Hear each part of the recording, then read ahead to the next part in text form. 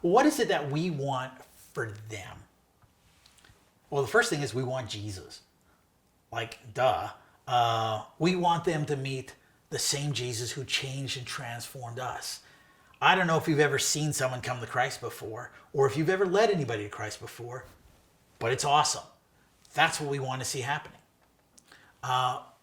We want them to be our friends.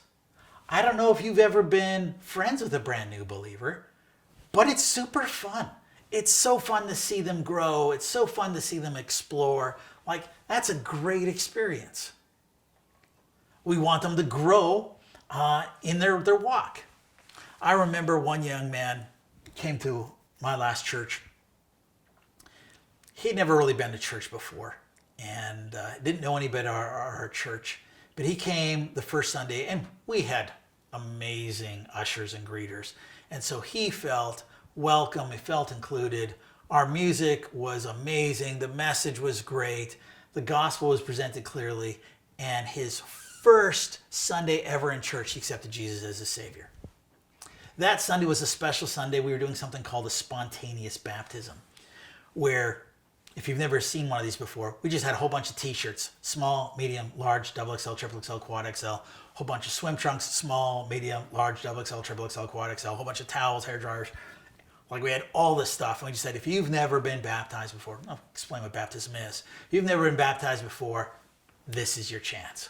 Well, that Sunday, we baptized 114 people, including this young man. He got baptized 5 minutes after accepting Jesus as Savior. It was like literally right out of Acts chapter 2. Well, at the end of the service, that's where we do our call to action. So we say, hey, you should join a small group, and explain what a small group was. So he goes into the lobby, signs up for a small group, and is in my small group that Wednesday. He doesn't know there's a New Testament, doesn't know there's an Old Testament. Now, I get him a comic book Bible so he can catch up on the stories. He goes on to Netflix, watches the Bible miniseries. And 2 months later, he comes up to me and says, Pastor John, I'm trying to reconcile playing violent video games with what Paul's teaching us in Romans chapter 14. Do you know how cool that is?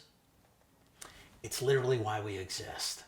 That is so exciting to see someone grow in their walk with Jesus and deep in their walk with Jesus. That's what we want for them. Unless you make a good first impression, you're never going to get a chance to make a second one.